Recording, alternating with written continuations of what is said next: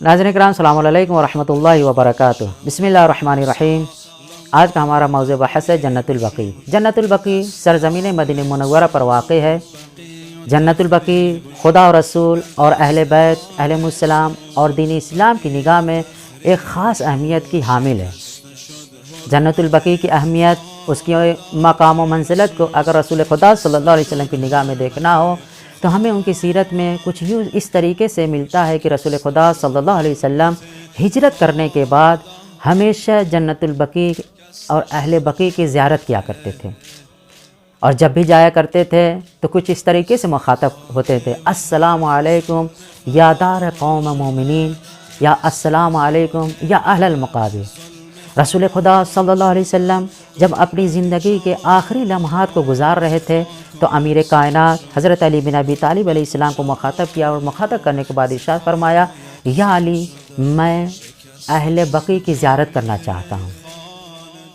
تو مولا کائنات حضرت علی بن ابی طالب علیہ السلام کی ذات والا نے کچھ صحابیوں کے ساتھ رسول خدا صلی اللہ علیہ وسلم کو جنت البقیع لے کر آئے۔ رسول خدا صلی اللہ علیہ وسلم صحابیوں کے درمیان کھڑے ہو کر اہل بقیع کو کچھ اس طریقے سے مخاطب کیا کہ السلام علیکم یا اہل القبور، اور امام حسن مصطفیٰ علیہ السلام کو مخاطب کرنے کے بعد یہ ارشاد فرمایا تھا کہ من زار بعد موتک او زار اباک او زار اخاک فلہ الجنہ، کہ اے میرے نور چشم حسن، اگر تمہاری کوئی زیارت تمہارے مرنے کے بعد یا تمہارے والد گرامی کی زیارت یا تمہارے بھائی کی زیارت کرے گا تو فلہ الجنہ، تو اس کے اوپر جنت واجب ہے۔ اور جناب عباس نے اس طریقے سے روایت کی ہے کہ ارشاد فرمایا کہ من زار الحسن فی البقیع ہے، کہ جو کوئی بھی امام حسن مصطفیٰ علیہ السلام کی زیارت بقیع میں کرے گا ثبت قدمہ علی الصراط، تو اس کے قدم پل صراط پر ثابت رہیں گے، یعنی وہ پل صراط پر بہت ہی آسانی کے ساتھ گزر جائے گا پل صراط سے۔ یا امام جعفر صادق علیہ السلام سے جب سوال کیا گیا کہ اے فرزند رسول، اگر کوئی آپ کی زیارت کرے گا تو اس کا کیا حکم ہے، تو آپ نے یہ ارشاد فرمایا: یکون کمن زار رسول اللہ صلی اللہ علیہ وآلہ وسلم، کہ وہ ایسا ہی ہے جیسے کہ اس نے رسول خدا صلی اللہ علیہ وسلم کی زیارت کی ہو۔ یا دوسری جگہ پہ یہ ارشاد فرمایا کہ من زارنی، کہ جو کوئی بھی میری زیارت کرے گا غفرت لہ ذنوبہ، کہ اس کے تمام گناہ معاف ہو جائیں گے، ولم یمت فقیرا، اور وہ فقیر نہیں مرے گا۔ یہ ہے اہم طہار اسلام کی نگاہ میں، رسول خدا صلی اللہ علیہ وسلم کی نگاہ میں جنت البقیع کی اہمیت۔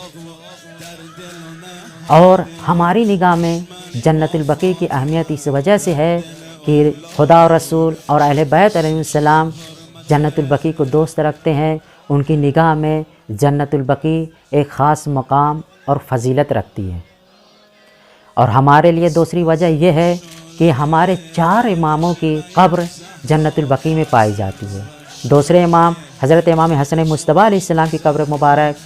چوتھے امام امام زین العابدین علیہ السلام، 5ویں امام حضرت امام محمد باقر علیہ السلام، 6ٹھے امام حضرت جعفر صادق علیہ السلام کی قبر جنت البقیع میں پائی جاتی ہے۔ اور جنت البقیع میں شہنشاہ وفا حضرت ابوالفضل العباس علمدار علیہ السلام کی مادر گرامی کی قبر جناب ام البنین کی قبر بھی جنت البقیع میں پائی جاتی ہے۔ رسول خدا صلی اللہ علیہ وسلم کے بیٹے جناب ابراہیم کی قبر اور ان کی پھوپھیوں کی بھی قبر جنت البقیع میں پائی جاتی ہے۔ اور بہت سے صحابی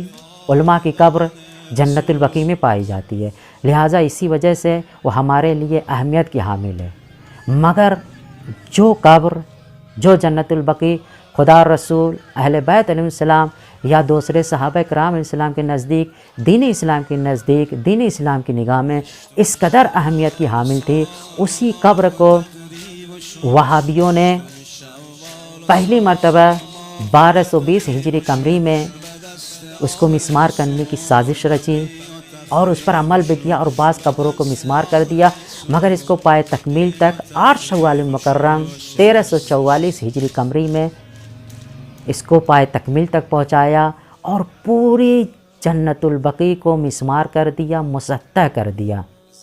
او بکا او گنبد जो हमारे और आपके अइम्मा तहार अलैहिस्सलाम की कब्र मुबारक पर बना हुआ था उसको भी मिसमार कर दिया और नतीजे में कुछ पत्थर के निशान लगा दिए और उसकी ये निशानदही कर दी कि ये फ़लाँ फ़लाँ की कब्र है। लिहाजा 8 शव्वाल मुकर्रम को हम जिसको इन्हदाम जन्नतुल बकी के नाम से याद करते हैं,